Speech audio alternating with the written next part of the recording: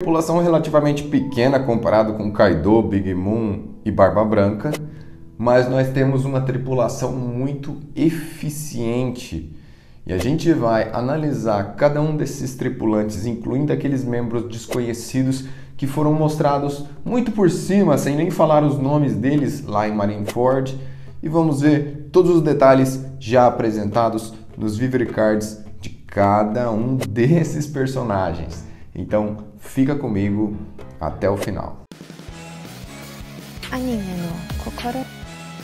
Yo, mina!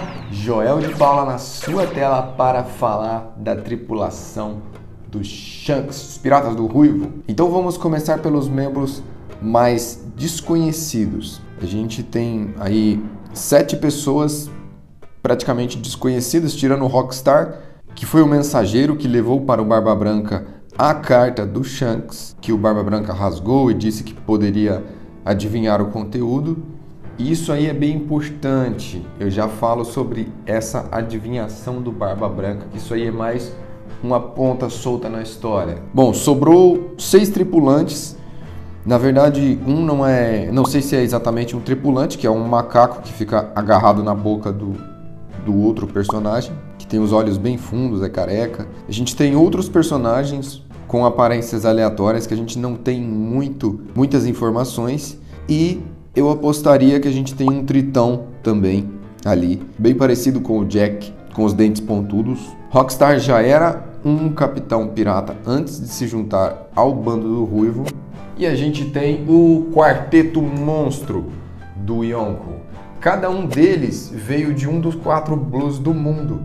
Então é muito bem dividido a localidade de cada um deles e isso é bem interessante. Começando pelo pai do Good Usopp, o pai do deus Usopp, que é o Yasup, o atirador do navio. Yasup é um especialista absoluto em tiros, podendo alegar que consegue acertar uma antena de uma formiga a uma longa distância. Ele parece preocupado com seu filho em algumas situações, porém ele mantém a distância e continua a vida de pirataria. Isso ainda é um grande mistério. Ben Beckman, o homem que fez Kizaru se render.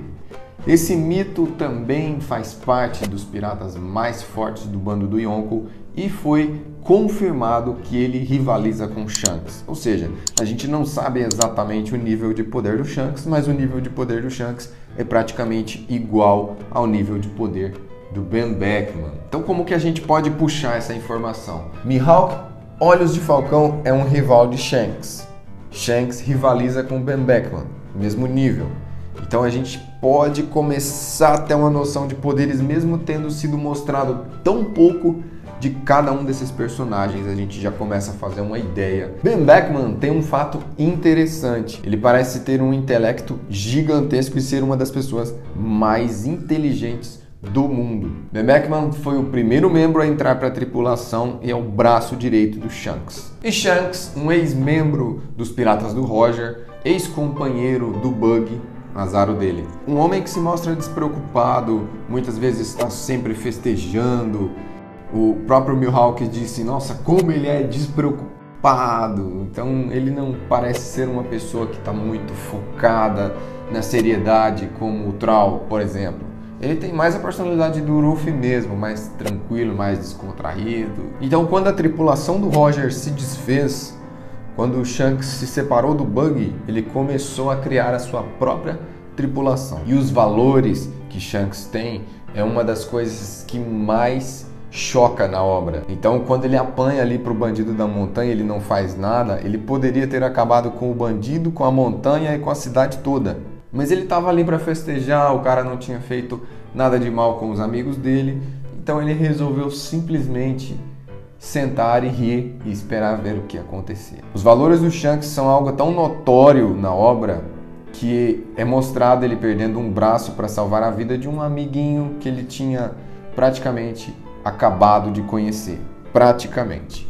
Então, toda essa honra, justiça e cumplicidade num nível gigantesco, quase exagerado, mostra para nós o tamanho do caráter desse homem. Mais uma coisa muito interessante é o sabre que Shanks carrega, que se chama Grifon, que foi capaz de parar um soco do Akainu.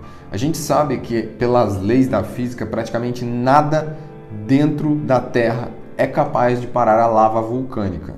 Mas Griffon foi capaz de suprimir esse ataque como se não fosse nada. Também é confirmado, claro, que ele usa o haki do rei, armamento e observação, provavelmente nos seus níveis máximos. Então estamos aí com uma tripulação que foi capaz de parar Kaido antes de ir para Marineford. Então pode-se dizer que eles chocaram ao mesmo tempo, no mesmo dia, contra Kaido, Barba Negra, Marinha e toda a grande frota do Barba Branca, parando a guerra. Ele disse: se alguém quiser continuar lutando, vai ter que nos enfrentar.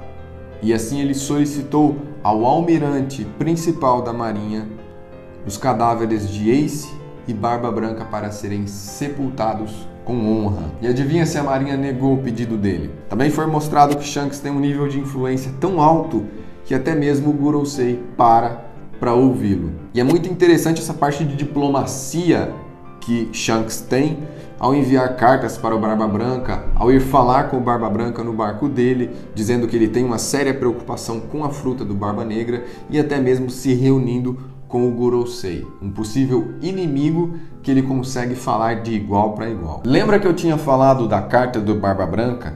Dele já ter ouvido a carta? Ele falou: eu já adivinhei o que está escrito nessa carta. Será que ele é um prepotente, um cara realmente que não tem nada na cabeça? Ou ele realmente identificou o que tinha na carta? Será que isso também é a voz de todas as coisas? A gente fica pensando, até a que ponto vai o haki? Será que o haki da observação consegue ler uma carta antes de abri-la? Será que ele ouviu o que estava escrito na carta? Eu tenho um vídeo sobre a voz de todas as coisas e vai estar na tela após o final desse vídeo. Muito obrigado pela sua inscrição, muito obrigado pelo seu joinha e até a próxima.